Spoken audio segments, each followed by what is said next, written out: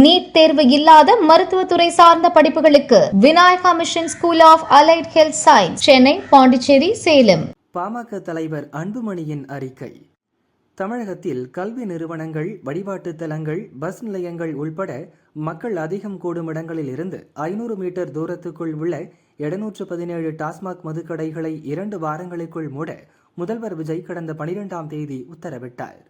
கடந்த 23ஆம் தேதி வரை 436 மதுக்கடைகள் மூடப்பட்டிருப்பதாகவும், மீதமுள்ளவை குறித்த காலத்துக்குள் மூடப்படும் எனவும் மதுவிலக்கு அமைச்சர் விக்னேஷ் விளக்கமளித்தார். முதல்வர் விஜய் விதித்த 2 வார காலக்கெடு 26ஆம் தேதியுடன் முடிந்துவிட்டது. ஆனால் 717 மதுக்கடைகளும் முழுமையாக மூடப்படவில்லை. பள்ளிகள், வழிபாட்டு தலங்கள் உள்ளிட்ட இடங்களில் மதுக்கடைகள் செயல்படுகின்றன. இதுவரை எத்தனை மதுக்கடைகள் மூடப்பட்டன என்பதை அரசு தெரிவிக்க வேண்டும். மூடப்படாத கடைகளை உடனே மூட வேண்டும். அனைத்துக்கும் மேலாக இப்போது மூடப்படும் 717 டாஸ்மாக் மதுக்கடைகளை வேறு இடங்களில் திறக்கப்படாமல் இருப்பதை அரசு உறுதி செய்ய வேண்டும் என்று அன்புமணி வலியுறுத்தியுள்ளார்.